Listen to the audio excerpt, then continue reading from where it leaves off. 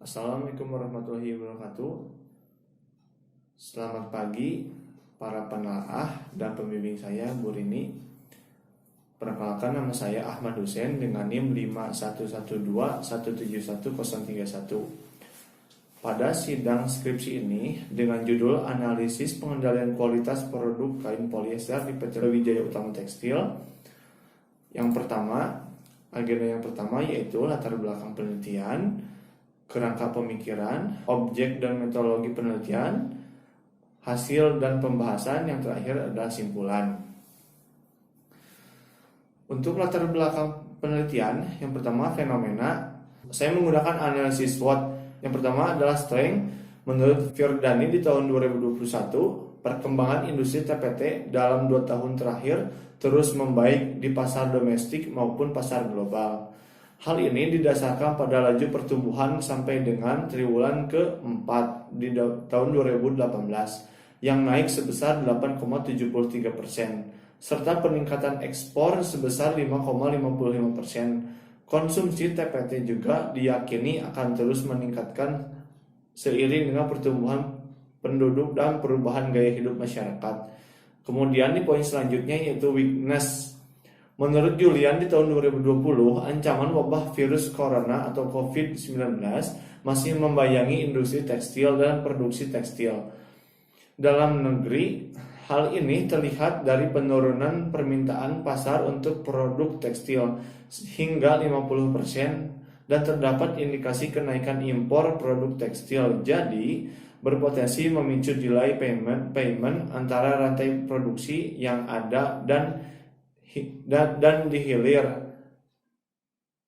Kemudian di opportunity, menurut Digi Nanjar di tahun 2021, terdapat beberapa strategi yang dapat diterapkan untuk meningkatkan daya saing industri tekstil di masa pandemi, antara lain meningkatkan kompetensi sumber daya manusia yang lebih profesional dan lebih produktif, serta peremajaan mesin pencelupan dan printing. Kemudian di treat, menurut Alika di tahun 2021, Asosiasi Pentekstilan Indonesia memperkirakan industri TPT bisa kembali pulih pada akhir 2021 atau di tahun 2022. Hal ini terlihat dari peningkatan utilisasi produksi industri TPT sebesar 35% dan peningkatan terbatas kinerja industri tekstil barang kulit dan alas kaki pada triwulan ketiga tahun 2020 sebesar 42,54%. Kemudian untuk teoritisnya, menurut Rodriguez, penerapan Lean Six Sigma pada industri tekstil memiliki manfaat, antara lain terjadi penurunan defect sebesar 68,12% dan peningkatan level Sigma sebesar 6,45%. Menurut Abbas, di tahun 2018, implementasi Six Sigma pada industri garment memberikan hasil sebagai berikut. Peningkatan level Sigma sebesar 65% dan peningkatan kinerja kapabilitas sebesar 86,39%. Sedangkan menurut Sunardi dan Supriyatno di tahun 2015, pengendalian kualitas yang dilakukan pada RIB A320 di sheet metal forming shop diperoleh beberapa temuan sebagai berikut. Yang pertama, jumlah sampel part yang berada di luar batas kontrol, kapabilitas proses rendah, nilainya kurang dari 1. Kemudian dan selanjutnya yaitu kerangka pemikiran. Kerangka pemikiran saya menggunakan seperti pada halnya di usulan penelitian, manajemen operasi, manajemen kualitas, pengendalian kualitas, yang ada turunannya yaitu plan, do, dan check. Yang pertama di plannya tujuan pengendalian kualitas, yang keduanya penetapan faktor-faktor pengendalian kualitas, poin ketiga penetapan prosedur pengendalian kualitas.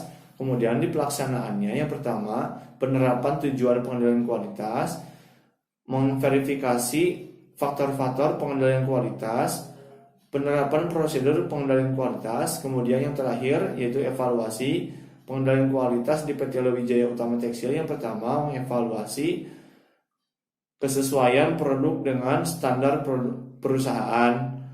Kemudian mengevaluasi permasalahan terkait faktor-faktor pengendalian kualitas. Yang terakhir yaitu mengevaluasi kesesuaian prosedur pengendalian kualitas. Kemudian pengendalian kualitas dengan menggunakan metode DMAIC Six Sigma di PT Lewi Jaya Utama Tekstil. Yang pertama itu define, menggunakan toolsnya critical to quality. Yang kedua measure, menggunakan level sigma. Analysis, menggunakan toolsnya yaitu fishbone atau cucuk tulang ikan. Yang kemudian improve atau perbaikan menggunakan FMEA. Yang terakhir adalah kontrol, menggunakan control chat. Baik, objek dan metodologi penelitian. Objek penelitian, metode penelitian di skripsi saya menggunakan kualitatif exploratory. Kemudian variabelnya yaitu 1. Pengendalian kualitas. Subvariabelnya perencanaan, pelaksanaan, dan evaluasi atau plan, do, and check. Untuk sampel, mengambil jumlah defek produk kain polyester periode April 2020 hingga Maret 2021. Teknik pengambilan sampel yaitu menggunakan non-probability sampling atau snowball sampling. Instrumen penelitian, transkrip wawancara. Teknik pengumpulan data, wawancara, observasi, dan studi dokumentasi.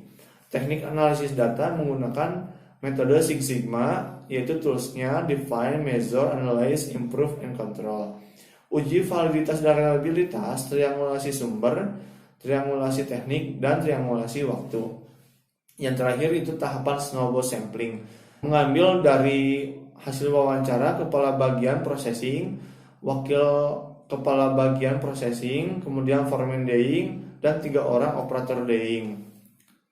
Kemudian hasil dan pembahasan. Untuk plan, tujuan reduksi defect dan overcost. Setelah tujuan, kemudian faktor-faktor bahan baku, mesin produksi, tenaga kerja, dan proses kerja. Tahapannya yaitu membuat SOP, preventive maintenance, pengawasan, dan standar toleransi cacat. Kemudian di pelaksanaannya atau di do, tujuan yang pertama yaitu mereduksi defect dibagi ke dalam 3 shift. Reduksi overcost, efisiensi, dan pemberdayaan. Faktor-faktor yang mempengaruhinya yaitu bahan baku berbagai benang, bentuk, cheese, dan zat warna, mesin produksi 2 mesin dan sering macet, tenaga kerja kurangnya kesadaran dan skill. Kemudian di proses kerja, proses tidak menggunakan SOP dengan baik. Tahapannya yaitu membuat SOP tidak mengikuti instruksi kerja. Preventive maintenance sudah sesuai, pengawasan sudah sesuai, kemudian standar toleransi cacat melebihi standar toleransi cacat. Kemudian dievaluasi, tujuan yang pertama itu mereduksi defect dan overcost sudah sesuai, namun peningkatan kemampuan dalam pemenuhan target belum sesuai. Kemudian faktor-faktornya, untuk faktor bahan baku, mesin produksi, dan proses sudah sesuai, namun masih terjadi human error untuk faktor tenaga kerja. Tahapan untuk preventive maintenance dan pengawasan sudah sesuai, sedangkan masih terjadi penyimpangan untuk pelaksanaan SOP dan defect produk. Kemudian di slide selanjutnya yaitu tahapan pengendalian kualitas atau define. Di tahap pengendalian kualitas atau define ini, dalam skripsi ini saya menggunakan SIPOC, yang yaitu supply, input, proses, output, dan juga customer. Untuk customer, supplier bahan baku utama yaitu seperti benang, kemudian bahan baku penolongnya itu atau bahan baku penambahnya itu adalah di kimia, packaging, kardus, plastik, dan harness. Kemudian di input bahan-bahan kimia, bahan baku biasa, dan kimia. Prosesnya dikerjakan di departemen processing dan final inspecting. Kemudian output yang dihasilkan dari proses produksi itu pewarnaan kain polyester, kardus, dan plastik. Kemudian di customer, seluruh buyer PT Lewi Jaya Utama Tekstil. Untuk tahapan pengendalian kualitas atau measure, pada fase measure tools yang digunakan adalah level sigma. Pada level sigma ini sebelumnya saya melihat tabel konversi sigma, DPMO, yield, yang telah dibimbing oleh Bu Rini akan menghasilkan level sigma yang berada di PT Wijaya Utama Tekstil ini sesuai dengan bulannya setelah perhitungan manual maupun menggunakan alat. Kemudian di tahap pengendalian kualitas atau analyze, untuk belang celup ada beberapa faktor yang dapat mempengaruhinya, di antaranya bahan baku, tenaga kerja, mesin, kemudian juga proses kerja. Untuk bahan baku, rendahnya kualitas obat, kemudian pelarutan chemical yang tidak sempurna. Untuk tenaga kerja yang mempengaruhi ke belang celup yaitu mengabaikan SOP dalam proses pencelupan, kemudian memasukkan obat warna terlalu cepat. Poin selanjutnya yaitu di mesin. Mesin yang digunakan apabila menghasilkan belang celup, operator lalai dalam mempekerjakannya, seperti macet pada saat proses produksi berlangsung. Kemudian driving rail bocor sehingga sirkulasi tidak lancar. Kemudian di proses kerja atau metode memasukkan kain tidak seimbang antara tube 1 dan tube 2. Kemudian yang selanjutnya itu sebelum dicelup kain sudah kotor. Kemudian tahapan pengendalian kualitas atau improve yaitu planning, struktur analysis, function analysis, failure analysis, risk analysis, optimization, result documentation. Yang pertama yaitu pada fase improve, tools yang digunakan yaitu FMEA. Pada planning, koordinasi antara bagian daying dan bagian quality assurance. Kemudian sosialisasi standar operasi prosedur oleh bagian PPIC. Di struktur analysis, mempelajari standar operasi prosedur oleh foreman, kepala shift, dan juga operator daying. Di function analysis, masih terdapat penyimpangan yang dilakukan oleh operator daying yang berdampak pada cacat produk kain polyester. Kemudian di failure analysis, kain belang, mesin macet, level air tidak sesuai, kemudian kotor obat, tidak menggunakan obat, dan air panas, SOP tidak terlaksana. Di risiko analisis, yang pertama pengendalian pencegahan, instruction sheet, dan SOP daying. Pengendalian deteksi, pemantau hasil defek produk kain polyester. Di optimization, memitigasi risiko penyebab kegagalan dan deteksi terhadap kegagalan. Di research documentation atau hasil dokumentasi, menjaga kualitas produk, menghindari dan meminimalisasi terjadinya cacat, memangkas ongkos produksi, dan memperlancar komunikasi. Kemudian di tahapan pengendalian kualitas atau kontrol, pada fase kontrol, tools yang digunakan adalah control chart. Di control chart ini yaitu ada UCL, CL, dan LCL. UCL yaitu upper control limit dan LCL yaitu lower control limit. Pada tabel ini pada bulan September dan bulan Januari produk cacat melebihi yang ditentukan oleh perusahaan atau melewati garis upper control limit, yang artinya pada bulan September dan bulan Januari ini mengalami cacat yang sangat tinggi. Tetapi apabila dibandingkan dengan 1 tahun ke depan, maka cacat ini masih bisa ditoleransi dan perusahaan masih berada di tahap yang masih bisa ditoleransi produk cacatnya. Untuk simpulan, 1. Perencanaan pengendalian kualitas produk kain polyester di PT Lewitek meliputi penerapan tujuan, reduksi cost dan defect, faktor yang berpengaruh, tenaga kerja, mesin, bahan baku, dan proses kerja, serta tahapan maintenance, mesin, pengawasan proses produksi, pembuatan SOP, dan penetapan standar toleransi defect.